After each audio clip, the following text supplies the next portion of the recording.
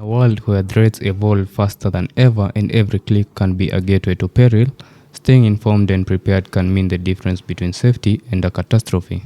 Welcome to Shieldcast, where we navigate the dark alleys of cyberspace and inform you of the latest new in cybersecurity. My name is George Ndongo, I will be your host, and alongside my co-host Kevin Mogo, we dissect notorious breaches and reveal hidden vulnerabilities. We bring you the cutting edge tools and techniques that keep the digital world safe. Get ready for the raw, unfiltered insights from the front lines of cyber defense. This is Shieldcast, your insider's guide to the ever evolving cybersecurity battlefield. Hello, guys. Yeah, welcome to the last part of this episode. We did part one of this episode. It's already out. Yeah, be sure to check it out before this one. Yeah, just to have a continuous flow of things. And this episode we are going to, it's the red teaming tools part 2 or the red teaming part 2. So we are going to expound more on the red teaming practices of an organization. But before that, my name is George Ndongo. I am the host here at Shieldcast Podcast. I'm a software engineer and I'm an information security researcher. And this is my co-host. I'll let him say something before we proceed with this episode. Yeah, sure. Hello, everyone. So it's a good opportunity meeting you again. My name is Kevin Mugo. I'm into cybersecurity as a consultant, as a system tester, and such kind of activities. And it's been a good journey so far. Yeah. Especially the part one, we're able to discuss the frameworks and also introduction and the importance of what or the significance of red teaming in the modern day world. Yeah. So on this episode, we are going to talk about types of red teaming activities, as I mentioned, and maybe go deep into that. And as I said on the first section or on the first part, we are going to have those certifications at the end of this episode, and also another bit of Shieldcast spotlight still at the end of this episode. Yeah, still on the same. I think we can also highlight that. In the forthcoming episodes, I think next month we'll be hosting a guest who will be able to talk to us about various items in cybersecurity, especially to people who are trying to start, how her journey was, how maybe what she does, how she does it from a big organization. Yeah. We'll keep it as a hint for now, but more is yet to come.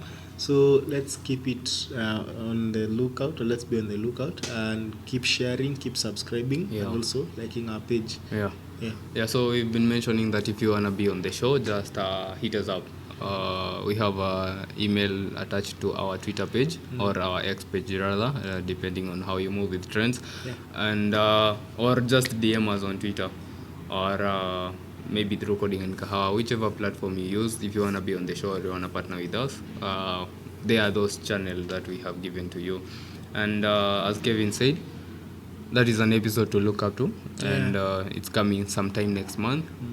Very informative and insightful episode in that we'll be hosting an expert of to talk about a specific topic, and stick with us to find out more.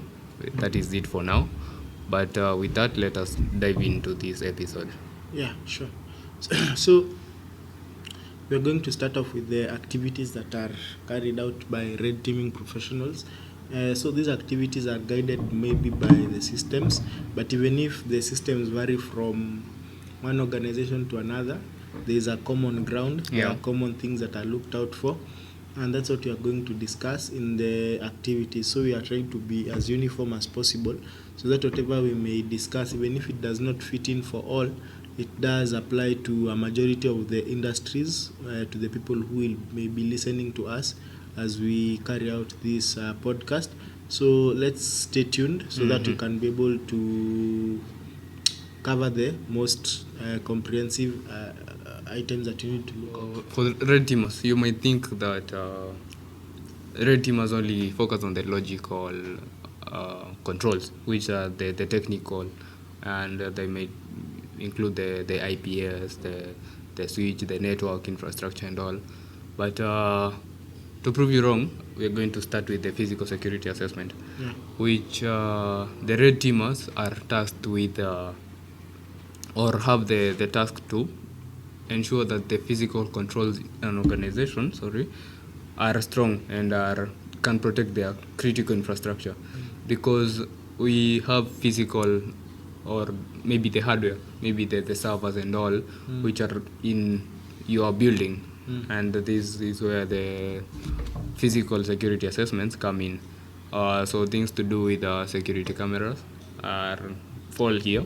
Things to do with the number of people are allowed maybe in a server room, and yeah, just to emphasize on the physical security, which in my opinion I don't think it is given the focus it deserves. True. So another thing, maybe to touch on the physical security, we are trying to think of it as an attacker who would come to steal maybe the server, to maybe compromise it physically, because some tools you may, if maybe access to the network from the external side. So when you talk about these networks, we'll think of it this way, that there is a company that communicates with the outside. So there's also internal communication, whereby I'll just need to connect to a printer through a network. That is now the internal network. But now when you talk about the external network, is where a person connected to the internet, how is he able to access the system. So one of the ways that usually commonly used is through the use of a virtual private network and these other means. But you'll find that this attacker has been able to find it a challenge to connect remotely to the internal network that he may need to access, maybe because of a device. So this attacker might need to break the physical so that he may be able to access the internal network. And once you have access to the internal network, even if it may become a challenge to maybe move to the next level of attack, there may exist some chance that this security has been able to become weakened. You understand? So you'll find that a lot of security professionals focus on covering the connection between the external and internal. Now that's where the firewalls are and the rest. But now on the internal side, it's usually somehow left hanging. Okay, so you'll find that you do not have a firewall, you do not have a DMZ, you do not have an EDS now on the internal side. But now matters will become worse when physical access has become breached. So it might be a connection point, okay, between between the internal networks and now the attacker, and now you, who is now trying to secure everything. In the name of the external is secure, the internal is also secure, which is also somehow wrong. Yeah, and you mentioned like all these aspects. You might be having a DMZ, an IPS, and all these. They all focus on creating something we call defense in depth. Defense in depth, which is having multiple layers of security. Yeah, it's good that you're talking about it as layers. That's even the exact word that is used. Yeah, so multiple layers to ensure that if maybe layer A has a weak point, or just doesn't have a weak point, but someone is able to in some way go past layer A, there are multiple layers. And also another important view or perspective to view it from is if section A is compromised, section B is not affected in any way, and section B can continue its business operations. As we look at section A. Yeah, so for the other red teaming activity we're going to talk about is a social engineering attack, a topic we have mentioned a million times. And before I go into this, I'll recommend a book if you are into social engineering. I believe I've recommended it before because I believe, it's a good read. Social engineering, there is version 1 and version 2 by Christopher Hadnagi. It's a very good book. And just go deep into this section of social engineering. We usually say that humans, they're the weakest access link to an organization. But to add on to that point, we usually say that without humans, we cannot achieve the objective. So what do we end up with a situation where humans are there. So we have to look at our organizations around this and determine how we are going to secure our organization still in the presence of human and bearing in mind the weakness of humans, which might be exploited by these groups. True. So that is that on social engineering. On the next session, we are going to talk about cybersecurity penetration testing, which is usually confused with red teaming, and we are going to give some clarifications over there. Sure. Yeah, so pen testing. Yeah. Which, So which is a field on its own. Like, and so even not even a field, they're just certifications that are purely available for penetration testing. Yeah. So I think there's one called CPENT or something like that. Certified penetration tester, CPT. Yeah, CPT. Yeah. So to talk about it, there are various levels that are involved, or various activities that are involved in this process. So you need to understand what is tied to it, and it includes the process of trying to first of all gather information. So when you try to gather information, you're trying to understand it from an attacker who is new to the system. What is it that I can gain as a new attacker, so that I can be able to now use that information to now carry out a successful attack. So from this, there are various kinds of tests that, rather than you having the information, you can also be given the information. Okay, so it now leads to various kinds of penetration tests that are usually done. The first one is called black box penetration testing. This is whereby you are totally given nothing, just maybe a website URL, progress from there. You're just given you're told you will not just access an internal network, you just try to force yourself in, that's now the black box, and then from there you now build up on it, gather information, use that information to now maybe carry out the attack. The second one is white box penetration testing. So you are given full all the information that you may need for you to now carry out the test. For example, if it's the passwords of a database, you are given the credentials so that you can be able to access it. But now on the other side, the black box, you are hunting everything for yourself. The third version of it is now the gray box, where you are not given too much, not too little, just some information, not all. So after being able to maybe gather information, it's now upon you to now translate this information into strategies that you can maybe develop exploits that may be used to carry out the attack. So during your exploit development, you can also decide, no, I will not use the exploit, which are maybe the tools. It's like your gun, if you may call it. So if you're not using these tools, you may go for now the predefined one. So you'll not like define the wheel or everything. And an example of a tool that is usually used is Metasploit.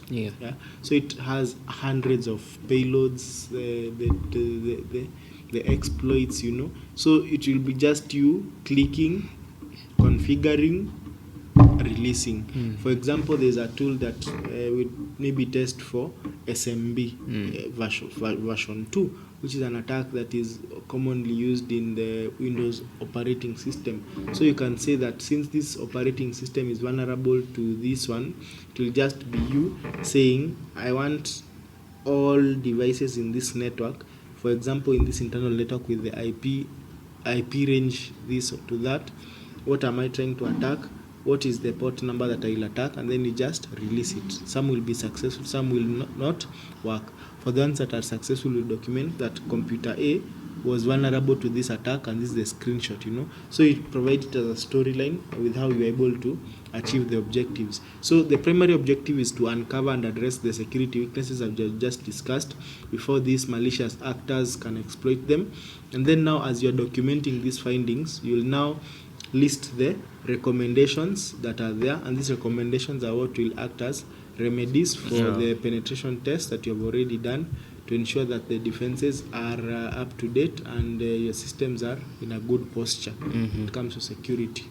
And just to kind of clarify, because there is that difference, penetration testing aims to create a list or maybe of vulnerabilities, and penetration testing is what you will find in a bug bounty program. To you penetrate, or just as the word said, where you penetrate or you get into an organization's infrastructure or maybe a website, and at the end of the day you have a list of the vulnerabilities that can be exploited, and that is where the concept of writing reports comes in, especially in bug bounties. But on the other hand, we have red teaming, which is the whole process. And this red teaming distinction between that one and penetration testing, you might find that red teaming takes a longer time. And it's kind of a continuous process. You might find it takes 2 months and it's done maybe thrice a year by an organization. The aspect that or the notion that it takes a longer time is because it goes beyond the exploitation. After you have exploited, you're not aiming to create a list. You exploit and then you go ahead with the post-exploitation activities. To maybe take the sensitive data. You go ahead to see how a malicious actor is going to move laterally in an organization. Yeah, so that's a key difference in these two. And I believe that is clear. So on the final activity of red teaming, we're going to talk about is threat emulation exercises. Yeah. Yeah, so the thing with threat emulation exercises, it's like going to a battlefield but with some information of your enemy. And I probably said this quote in another episode, but you'll get used to it. If you know yourself and you know your enemy, you should not fear the result of 1,000 battles. Yeah, from Sun Tzu. Probably said it a million times, but anyway. And so this, you're emulating a threat with the knowledge, and this is where the Mitra attack comes in, that framework. You have some knowledge of malicious actor who is most likely to attack an industry in or an organization in your industry. So you go there and study the techniques, the tactics, and the procedures they are going to use, or they are most likely going to use.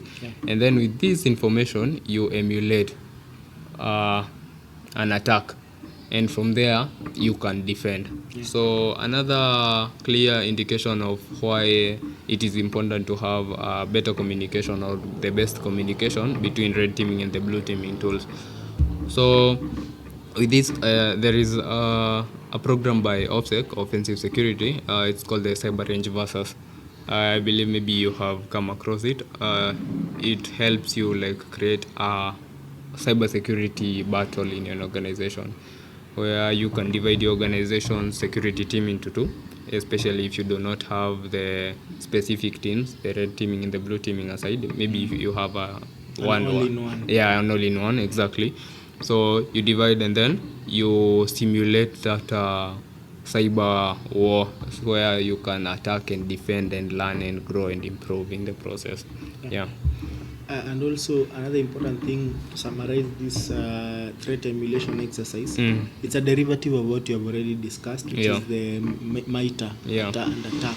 So since it borrows a lot, because it also touches on the techniques, tactics, and procedures, so you need to understand it, and then now from there you build up on it, so that you can be able to reflect it as a strategy for threat emulation exercise. So you're like trying to simulate, if you are an attacker, what would he have done, what does he do, and then out of there you're able to now see that what this person would have done is either succeeding or failing on my side.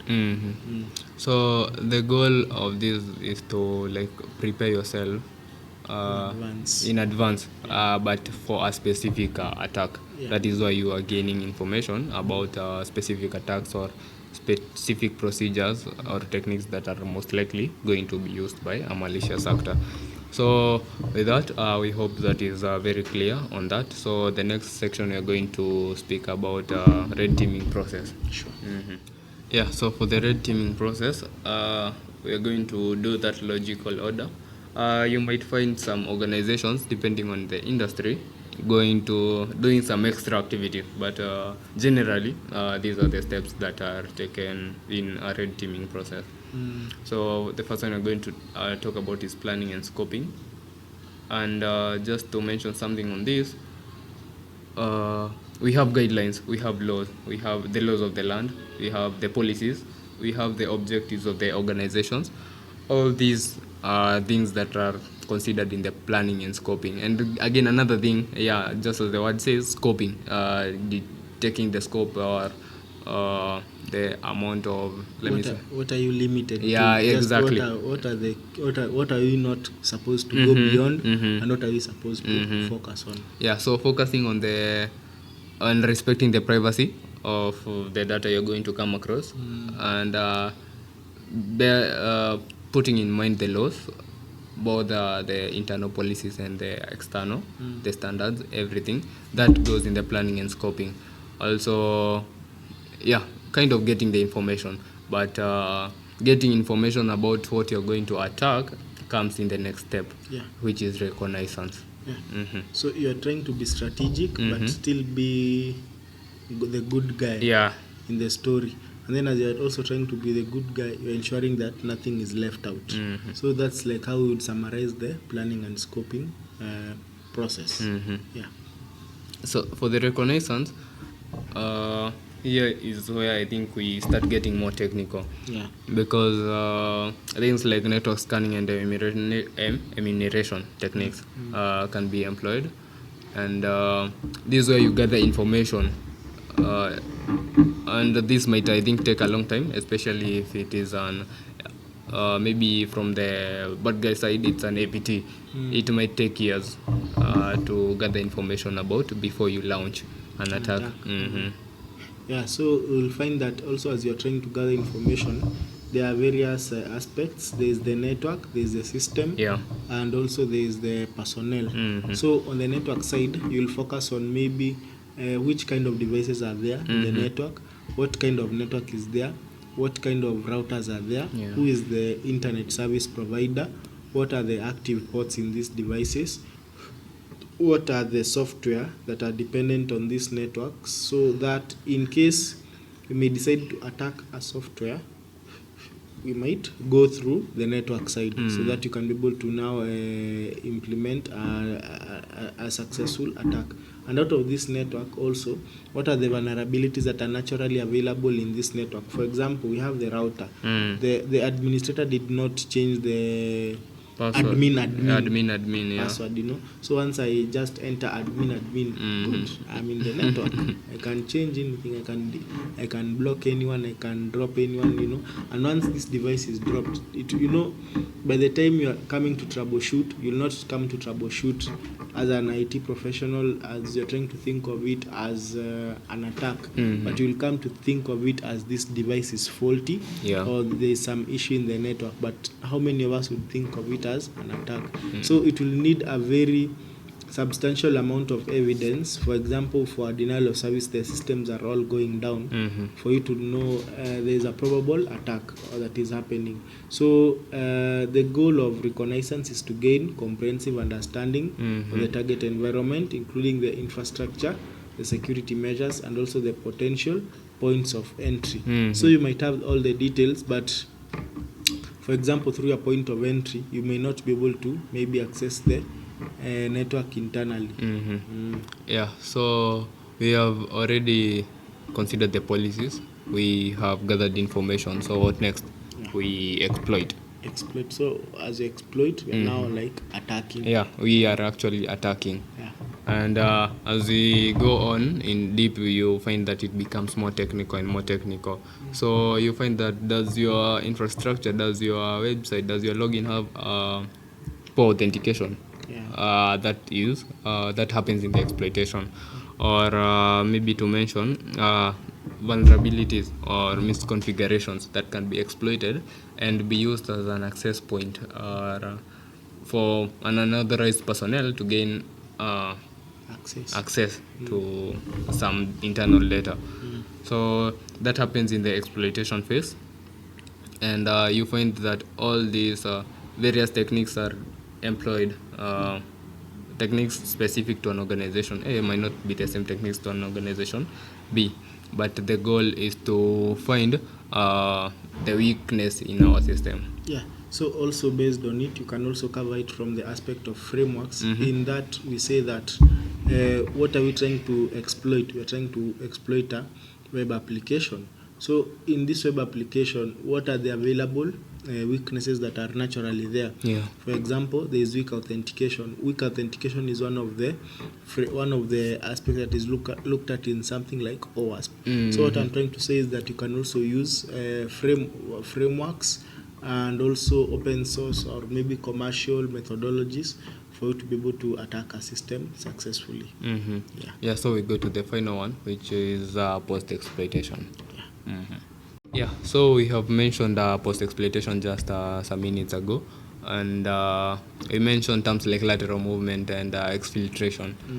So what we do here as a red teaming team, or as red teamers, we try and complete the objective.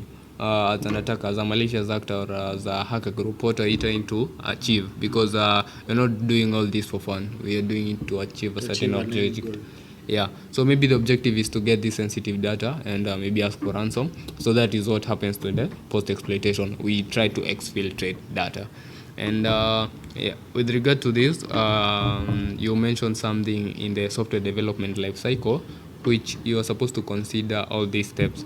And during your building, you might want to maybe encrypt your data so that maybe when a hacker group obtains your data, they can, yes, they have it, but it is encrypted, and they have not achieved their objective, so to say. And you'll find that even as after post-exploitation, Yeah. it's more of you trying to hide yourself. Yeah. In that you're saying, yes, I've been able to gain full access, but I don't want the IDS or the security information and event management system to tell the administrator that there's a new device that has been detected in the network. So you might not be able to fully hide yourself. There may be some leakages because you did not understand the system, or there's to some extent some complexity that is already there when it comes to the security measures that are there. So it's upon you as an attacker to put your fingers crossed, or you as a red teamer to hope for the best.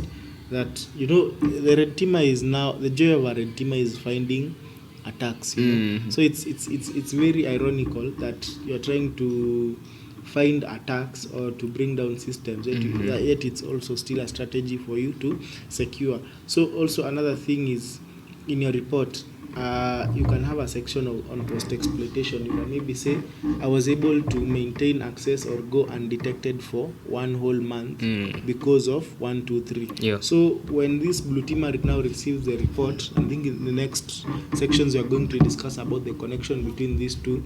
This person will now look at it this way.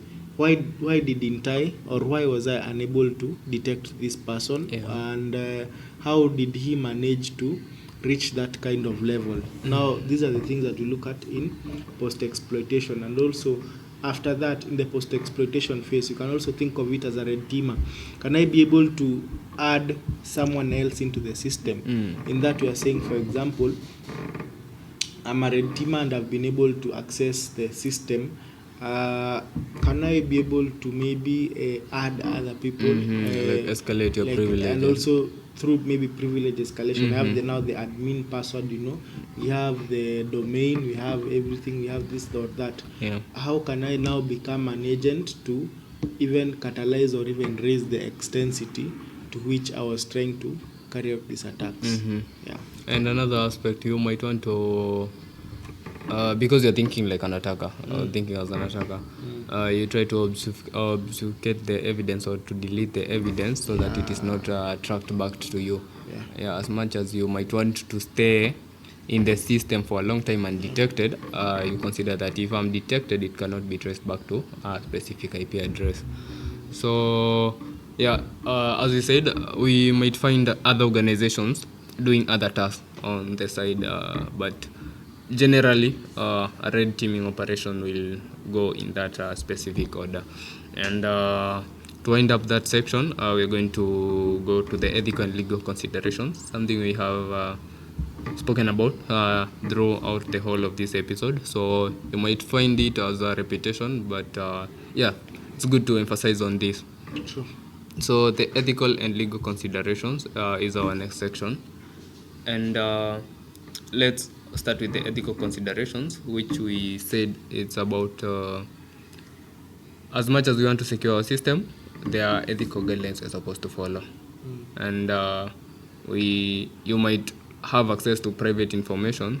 That is why you call an ethical hacker. You have access to private information, but you do not use it maybe for financial gain or maliciously.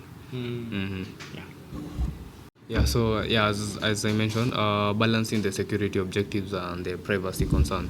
Try to strike a balance between the two. As much as you want to secure your system, there are guidelines you're supposed to follow. So maybe mention something of the legal implications as we end up on that section. Yeah. So when you talk about the legal implications, we have had incidents whereby because of this compliance body or these rules of the land or the global rules, you will become fined, you will become punished, and also still because of the same rules, you'll find that it has been a leverage point for people to gain comfort from, maybe as justice being served.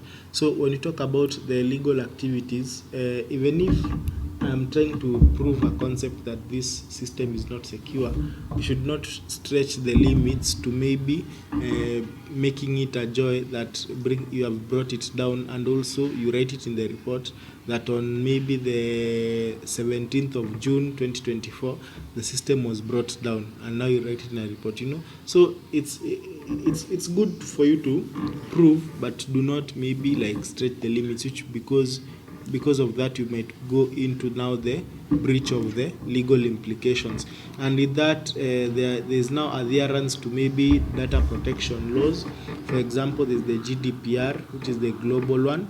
There's HIPAA for health. There's also locally there's the Data Protection Act of 2019. So it's not a must for you to read all the acts, but you'll find that there is a common language of security that is being discussed. There's a common language of privacy. There's a common language of confidentiality that is being discussed among all of these laws. So you need also to be compliant with legal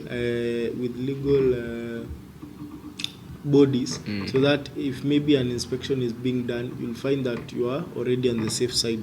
Also, when it comes to this compliance, failure to comply with the legal boundaries, there are also consequences that are attached. So you'll find that in some compliance the fine might be higher, in others in this when you fall for this kind of breach, your fine might be higher or lower from another organization, because they were the extensiveness of the crime that was committed is not as much as yours and the rest. So there is no like a predefined formula, but let the rules just speak for themselves. I believe up to this point there has not been that much of cases that have been complex to crack. So legal compliance is very important, and it's something that I would highly advocate, because also it will assist you to build your reputation. We know that this company has been compliant to the laws of the land. This company has not been attacked. This company has maintained this standard for a very long time. So even as legal implications assist you to comply, it will also create that kind of friendly aspect, or that kind of friendly that reputation with the person who might be next that will be serving. And again, I think in addition to the reputation, a similar advantage, it helps you with the cyber insurance, which is something that which is a topic that is I'd say hot, because these insurance companies, they are so cautious, because and this is found in something called the economics of cybersecurity, and we talked about it I think in episode 9, where you find the cost to launch an attack is less, but the ransom maybe being asked for is a lot of money. So that is something that cyber insurance are very cautious about, and when you're compliant, you kind of put them in a good situation of accepting your terms, that we are doing all the best we can on our end, so that we can secure our system. So we rely on your insurance company. So as we wind up, I think this is the last section, if I'm not so wrong, before we go to the certification section, which we promised to talk about, and then we go to the spotlight. So this section, we're going to talk about this connection between the red teamers and the blue teamers. Yeah. And this will attach to maybe a topic, maybe if all goes well and the demand is high, we are looking forward to you telling us what you want to hear on the show. We are going to maybe talk about the purple teaming in the future. Sure. And but as for now, let us just talk about it as a connection between the red teamers and the blue teamers. So what are these aspects that are important as far as that connection is concerned? Sure.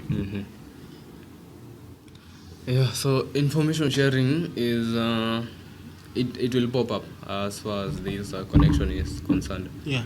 Because they, especially big organizations, big technology organizations, or in any industry, you find that these are separate teams: the blue teaming and the red teaming. Yeah. And I recently attended a webinar by OPSEC, and majority of the people said there that the problem that they face is they do have these well-equipped and well-trained teams, but the problem comes in communication or information sharing. So it's something to be emphasized about, because we are all, you're the red team, I'm the blue team, we all have the same objective: to protect the organization, Security. the security of the organization rather, Yeah. and to ensure that the business operations are continuing without interruptions. So information sharing is quite important, and sometimes you find those contacts, but rather okay, this one we'll talk about it in the incident response, which is we are going to talk about it as a connection, but having those contact information or those communication platforms to share information between these two, and again to share the findings and the research with the goal in mind to broaden the security infrastructure. Yeah, it's important that you are talking about communication, because if I'm a red teamer and I find a vulnerability, I go silent on it. 2 months later, I realize that the same vulnerability that I identified, I did not share it. And you cannot say I identified it 2 months ago, because it will look like you are now collaborating with these attackers. You see? Now, the main challenge that also comes along with the information sharing is that, yes, you have shared, but what next? Yeah. What has been done? So you'll just have reports piling up in emails, but to what extent, And if I'm a red teamer and I'm seeing that the same thing that I addressed 6 months ago has not yet been resolved, you see. So it will even affect the psychology of operations of this red teamer, in that this person will not be able to go back to the drawing board again, rethink, and I think it's somehow a challenge that if I would be given a task, I will work with methodology 1 or methodology A. If now I'm in the next cycle of penetration testing, I may not go for that route. I will go for methodology 2. So by the time I gather the energy to switch my mindset from this attack A to this attack B, you see, it also requires some effort. But at the back of my mind, I still remember this person did not resolve the issue that I submitted like 6 months ago. You see how it becomes now a challenge for you to even work effectively. You have the heart, but now what will be done? Yeah, so that's also another challenge that I've found with information sharing, and which also touches on collaborative analysis. So collaboration is important for it to be there, that if I realize something, I address it. You have received the address, I respond. It's that simple. You do what you are supposed to play as your role. Yeah, so like more of sharing the expertise, because as you mentioned, in big organizations, blue teaming teams are specific to blue teaming operations and have expertise in that field. So you share this expertise to come up with solutions or implement collaborative solutions to protect the digital assets of the organization. So almost to the end, 2 more to go. So the next one is purple teaming. and we said we might be doing an episode about this soon. We'll see how it goes. So purple teaming is where it's neither red or blue. It's a combination of the two. Yeah. And they blend very well. Yeah. So that blend is usually very good because they are interdependent. One relies on the other one also relies. The blue teamer relies on the red teamer to identify the attacks.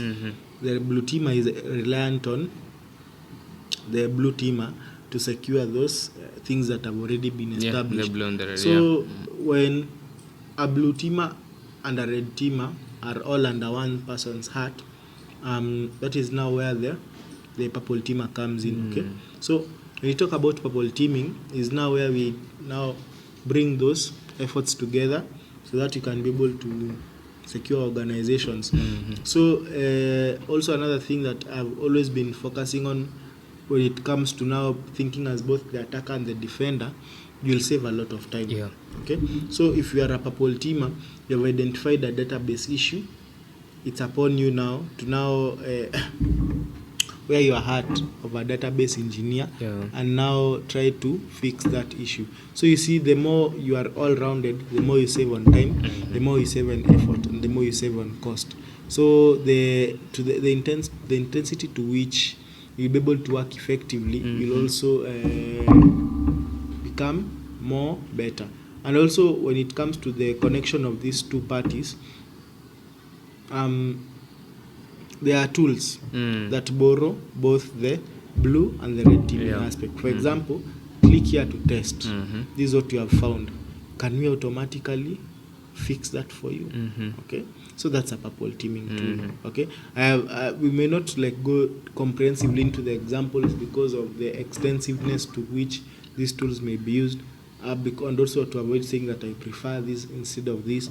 But as long as you have understood the key concept of what each person is supposed to do, of what the role for each is, you'll be able to find that you have a solid security mechanism. Yeah. So before we go to incident response and coordination, you mentioned something on purple teaming. I think that is what pushed Linux to produce that Linux Purple. I think it came out 2022. It's that version of the OS which is, the Kali Linux is more of attacking. And it's more of a red teamer. Yeah, more of a red teamer. So the Linux Purple more or less has the collaborative tools or the tools that integrate these two parties or these two fields. It's an interesting one because it's rare to find. I think I'll try it out. I've not yet explored it, but I think we'll try it out. And maybe in future episodes you can also do simulations of an internal network, or maybe a simple Wi-Fi, how to build up those technical skills so that you can be able to prove a concept. So very briefly, to the incident response and coordination, we find that it's also a crucial part, and it's essential in connecting these two parties. So just to wind up on that, the next section we are going to talk about the certifications alongside with the Shield Spotlight. So what are these certifications, Kevin, that someone might be wanting to get into red teaming? And I think it's people have waited for this, our summary of these certifications and what we have to say on this. They are there in the field. You'll research and find them, but maybe give some more insights. Before we analyze these certifications, it's important for you to say that you cannot secure what you don't know how it operates. So if I usually love the example of a door. So for me to realize that a door is a security tool, I need to first know how to lock and how to unlock the door. Once I've known how to lock and unlock the door, I can now decide to specialize. I will create locks. I'll try to create the best maybe tools to now break these doors because I understand how these doors operate. So for you to become a good penetration tester, a good blue teamer, a good red teamer, a good purple teamer, a good SOC, analyst or any other kind of specialization that is tied to the security in tech, you need to understand how these tools work. So exactly. one of the most basic certifications that usually there is the certified ethical hacker, and this certification is not that much technical. It borrows a lot of the foundational security skills that are needed. Okay, so you'll find that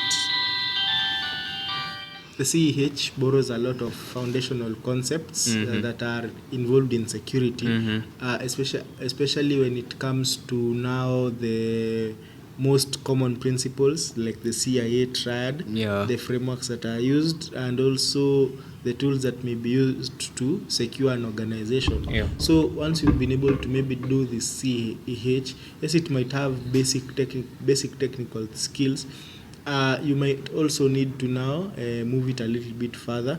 So maybe that's So, like, now. I know you want to pop another certification, but I think the CEH is by EC Council, and Exactly. I think they're trying to improve. They are seeing the need to make it more technical. I know the notion by people in the field is that the CH is more of a theoretical or something. So they saw that and they're trying to make it more technical. More of improve the certification in terms of the scope. But I don't have the CH, so I might not talk much about it. But all I know is that there are those ongoing improvements to the certification to make it more comprehensive and technical.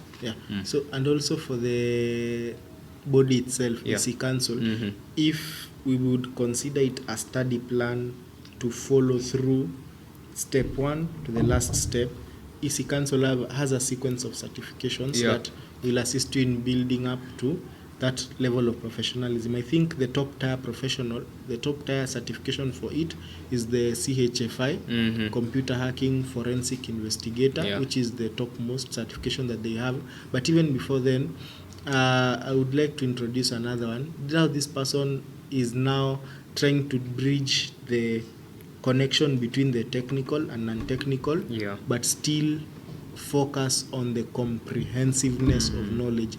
I've gone through materials that are tied to CompTIA. So CompTIA Pen Test Plus is also another good certification. So you'll be able to know what is it that I'm trying to look out for when it comes to testing websites, testing mobile applications, or maybe any other applications, and also the physical, the logical, that kind of aspect that you've also discussed.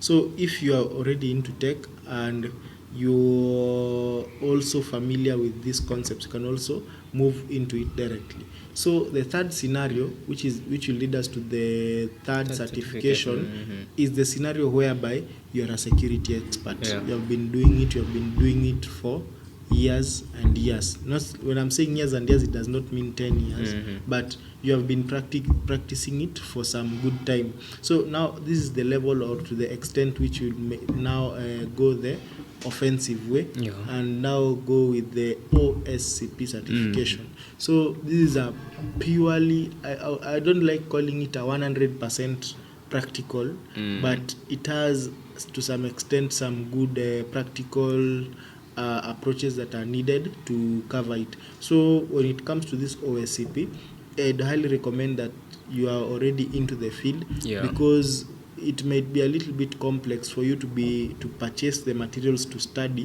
and you are finding then you purchase the exam and then so you find that it's a little bit straining to the mind, and also the pass mark is a little bit high. I'm not sure the exact percentage. The exam takes a few hours, approximately I think there are 6 hours. Isn't it the one that goes like a whole day, so long as you complete? There's certifications that even go 24 hours. You're just doing an exam, okay? And the pass marks are usually very high, and also the cost, So it's always good to evaluate and to also understand yourself with, am I able to handle it? And then secondly, what do I want to achieve? Okay, with these two questions, you'll be guided on the certification that you want to go for. And also, another factor is for you when you're choosing a certification. Let's say you're targeting to work in a certain company as a cybersecurity consultant. You can try to read their past job descriptions. What are their most preferred certifications, so that you may not go for certification A, yet certification B was the one that was Preferred. needed in the compliance process. So another one that is usually very complex. Not a lot of people have taken a lot of time to study it because of the extensibility. Just to mention something like on the requirements, because you said you might want to make sure that you have some experience in terms of the field work before you take a certification. You find some certifications that they give it as a requirement. You must have been in the field for 5 years, like the CISSP by ISC squared. You find that they are giving those guidelines. You must have been in the field for this period of time. Yeah, it's very important. You were giving us another certification. We just to close it up. It's the GIAC. This is the Global Information Assurance Certification. Some are tongue twister, she's and the so, but all in all, the GPEN. The GPEN. This is also another set of sequential certification. In that there are also certifications that are internally tied to it, and to some extent they are most complex. I think it has a few hundreds of people from around the world. I don't have the exact number. At some point it was 191, the other one I saw is 700 people or the rest. So it's also important for you that even as you're trying to catch the bug for these certifications, is that try to also target organizations that you feel you would fit in. Do not go for big certifications, but at the same time you become underpaid. You understand? So let your level of effort meet your level of expectation of days, So maybe if you're a Kenyan, you can now start to say, I've gathered these certifications, let me leverage on them. One, to look for remote jobs, and two, for freelancing services, because you'll find that, not really saying that the Kenyan landscape is not well paying. There are well paying companies in Kenya, but they are, let's not call them countable, but few. And you find that as you said, the GIAC has a number of certificates as you growing, like being better and better, and your expertise or level of seniority is increasing. And you may decide to mix, or you might decide to take one certification consortium and focus on it. For example, the International Information Certification Consortium. I'm forgetting IC squared. I'm forgetting the acronym. I think System Security Certification Consortium. It has a number of certifications. And for example, once you take like a certification, maybe their introductory certification, which is the CC, certified in cybersecurity, which they were recently giving it out. You might want to check if they still have that. It has maybe a competitor in GIAC. And in this case, I might mention the GIAC Essentials, the Security Essentials by GIAC. But you find, in my opinion, I think the GIAC Security Essentials is more comprehensive and more technical, a little bit. But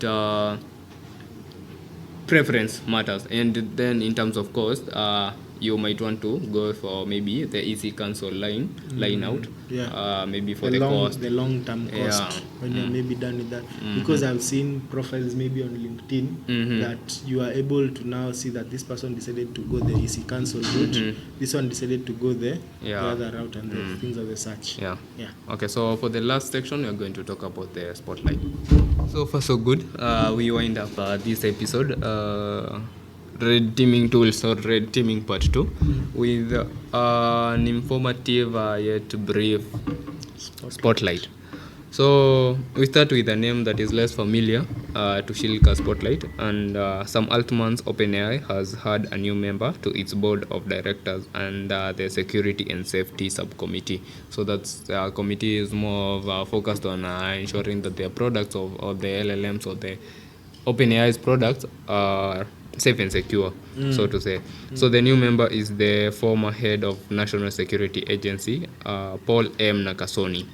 Colin. I've been hearing a few podcasts from him. That guy's podcasts are usually like a movie. You know, like the way you would feel it, like he's talking as if it's happening at the moment, and just out relaying everything from his heart, like opening it all up. Yeah, so there are people who know their field, they know their specialization, and just get into it very well. I've had him for a few hours now. Yeah, I think you'll recommend some to me. I've just been following his work in writing form. There was one he did for 2 hours. I think it's on a YouTube link somewhere. It's just released like a month ago. Yeah, like how NSA works and the rest. Exactly. So Nakasone like stepped down, I think, in February, and so this job comes just after his resignation from the NSA.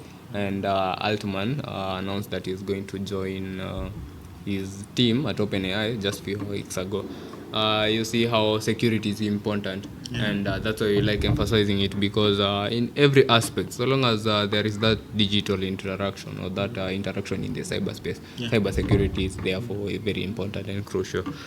Yeah, but far from that, let me know your thoughts in the comments on this, if you know Nakasone's work, and just your thoughts in general, and tweet, comment, anything. So for the last bit is that in March 2024, Change Healthcare suffered a cyber intrusion and ended up paying ransom. So you remember we reported this in a previous spotlight, that Change Healthcare in the US had been breached and forced to pay ransom. So cybersecurity experts warn that more incidents will follow in the healthcare sector after the 22 million USD payout by Change Healthcare. So they revealed that they paid the ransom. The big mistake there. Yeah. But there might be some good reasons. Exactly. And I love your comments over there saying that it's a big mistake. Because we have that discussion, and I'm going to give a key takeaway at the end. It's a big discussion. True. And I'd love to see you guys contributing to that discussion. We have revived that discussion in Twitter. Go to our X page or Twitter page, that is shield_cast. You'll find the tweet. It has been pinned over there. Let us contribute. It's just a question: should companies pay ransom? Let us make that conversation heated, because to some extent there is some critical systems which you might end up resolving to paying the ransom, because especially in an industry like the healthcare industry. And along like some years back, the healthcare industry has been regarded as and this is to quote from an article I read, it has been regarded as easily attacked or easily vulnerable industry. But in the recent times, especially after the Change Healthcare incident, it is now regarded as easily attacked and easily paying. So it is you can easily attack it and it will easily pay you. So to avoid the easy attack and easy pay, okay, I'll focus on the easy pay bit. Have an offsite. Exactly. Simple. You know, it's just a data backup policy. So if I come and lock your data, I'll just bear the loss of 2 days data, but recover the 5 years data. You know, exactly. So once you have an offsite, when I talk offsite, it means that they are not directly connected. So that if the first part of the data is breached, there's another one that was not connected, that was already there. So you will not like announce, yes, you have our data. And then secondly, there is cryptography. You know? So you ensure that it's hashed, it's salted, you know, it's protected with the good encryption algorithm. Even though they may be breached and the rest, there is something that is just on standby to protect you, which is now the defense index, which I've already discussed. Exactly. So you see, our discussions is just revolving around the real life concepts that are being True. Again, there is that 3-2-1 approach in backupping up 3 to 1, data. or which is just part of what it's a section. Exactly. So to continue on that bit, so a research by Recorded Future revealed 44 incidents in the healthcare sector in April. So that is the highest recorded in a month. Wow. And Recorded Future is it's the world's largest threat intelligence company. You can check it out on Twitter and give them a follow, or on recordedfuture.com to find some content over there.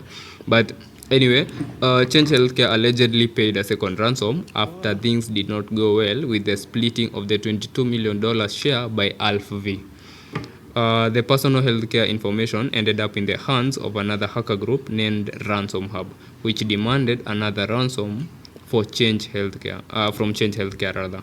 At the time of this recording, no comments have been made by Change Healthcare concerning the payment of a second ransom. So allegedly they paid, which most likely they did. That's a screwed business plan, because if you'd pay 22 million the first instance, 22 million the second instance, even if that business is huge, it has made a pinch to the revenue, you know. That's a very huge amount of money by the Anyway, quite a roller coaster of events, which brings us back to the so familiar question we've been asking: should companies pay ransom? And that's what I want us to discuss in Twitter. Let us have that conversation, and we have communities. Let us see you contributing to that discussion. And as I said, we have pinned that tweet. You'll see it in our Twitter page. That is Shieldcast. That is Shield_cast. And tag us. We'll respond. Tag our personal Twitter account. Tag Shieldcast in your tweets, and we'd like to have that conversation, because I believe it is a broad topic, and it's not no answer that no company should not pay. It's not a yes. Yeah. So let us see your insights. Let us see your perspectives on that. But with that, we believe this has been one great, long but very, very informative and insightful episode. True. And with that, maybe a final word as we conclude. Let's not pay ransomware. Let's prevent ourselves, you know. Let's not think of payment as the way to evade it. You see, they have been hit the second round because they know they'll give the money. So it's like just the way the Kenyan landscape is, or just people are. If this person knows, I will rob you today, I will rob you tomorrow, this guy has money, you know, just keep it low, keep it silent, keep it secure, and do your thing. So payment. So that is Kevin, very, very heavy on do not pay ransom. But anyway, I don't want to incline to that direction. Not that I'm not supporting that, but I don't want to go heavy on that. But at the end of the day, I believe it brings a better culture that we can eliminate paying ransom. That in the world we do not do this, we do not pay ransom. It's a very good approach. But with that, we have come to the end of our episode. Let us know what you think about this episode and what you would love to hear on the next episode, as well as if you would like to be on the show. As always, hit that message button or hit our emails, we respond to you. But I have been your host, George Ndongo, and remember that the co-evolution cycle between hiding and detecting is fueled by thinking of the things the other side has not thought of. That is John Erickson. Stay vigilant. Bye.